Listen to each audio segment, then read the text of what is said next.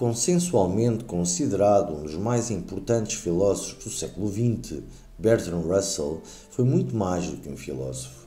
Foi um autor, como preferia apresentar-se e fez constar no passaporte, cuja diversidade de interesses o tornam, para citar E.E., outro importante filósofo do século passado, o melhor exemplo da ideia comum que se faz de um filósofo. Alguém que combina o saber universal com a retidão do comportamento humano. Foi, por isso mesmo, preso por 2 vezes. A primeira, em 1918, por ter sugerido que as tropas americanas tinham sido usadas para intimidar grevistas na Grã-Bretanha. A segunda, já em 1961, por envolvimento em protestos contra a guerra nuclear. Uma vida envolta em polémica, portanto, quase sempre devido ao seu ativismo social, que ainda assim o não impediu de receber o Prémio Nobel da Literatura em 1950. No que diz respeito à filosofia, muito embora tenha produção assinalável nos domínios da política e da ética, tendo contribuído decisivamente para a compreensão do mundo em que vivemos, entre outros, dedicou-se sobretudo à lógica e à filosofia analítica.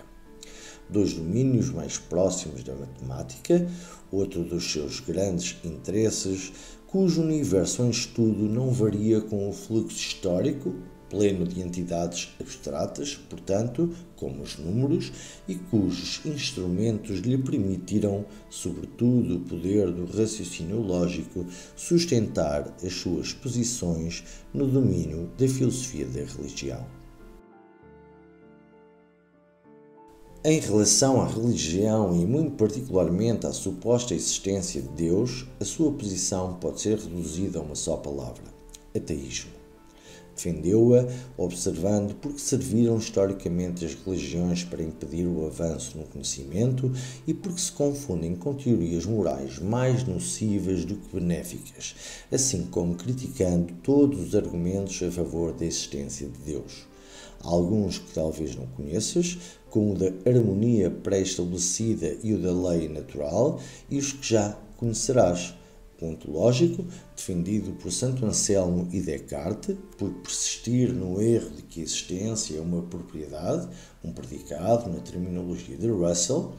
O cosmológico, de São Tomás de Aquino e Leibniz, por ficarmos sem saber por que razão estará Deus isento de causa quando se afirma que tudo tem uma causa, ou, alternativamente, uma vez que Deus é incausado, por que razão não podemos conceber um mundo como um todo igualmente sem causa, e o teleológico, também de São Tomás de Aquino e de William Paley, por ser inconcebível que um arquiteto sumamente bom e todo-poderoso tenha desenhado um mundo com tantas imperfeições.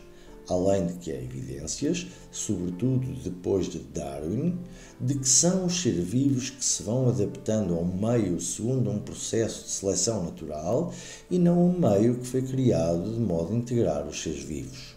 Tudo isto na esteira de David Hume, sobre a base da ideia de que a crença deverá ser proporcional às provas e evidências disponíveis. Uma ideia claramente sintetizada na analogia que estabelece entre Deus e o bule de chá. Da minha parte, poderia sugerir que entre a Terra e Marte há um bule de chá de porcelana girando em torno do Sol numa órbita elíptica, e ninguém seria capaz de refutar a minha asserção, tendo em vista que teria o cuidado de acrescentar que o bule de chá é pequeno demais para ser observado mesmo pelos nossos telescópios mais poderosos. Mas se afirmasse que, devido à minha asserção não poder ser refutada, seria uma presunção intolerável da razão humana duvidar dela, com razão pensariam que digo um disparate.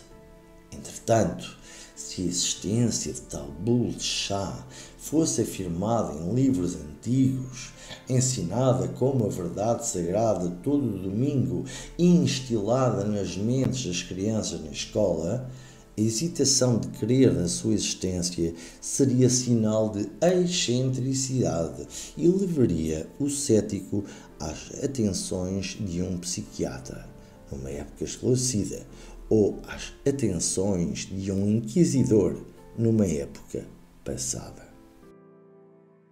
Embora bizarra, propositadamente bizarra, a analogia é importante por diferentes razões. Desde logo, porque esclarece a natureza acrítica da atitude religiosa.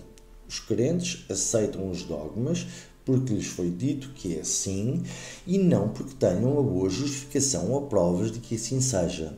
Depois, porque denuncia o raciocínio falacioso de alguns ortodoxos, que confundem insistência de prova com prova de existência e sugerem ser obrigação dos céticos refutar os dogmas apresentados. Assume-se que Deus existe porque não há provas ad ignorantiam de que não existe.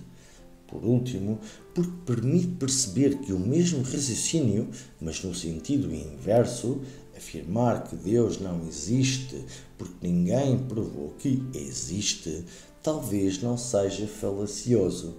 Uma vez que não podemos provar falsidades, caberá a quem acredita nelas provar a sua veracidade. Tal como acontece nos tribunais quando se apela ao princípio da presunção da inocência. O réu presume-se inocente, dada a ausência de provas da sua culpabilidade, e em caso de dúvida, decide-se a seu favor, indúbio para o réu. Melhor, é inocente porque não se provou ser culpado.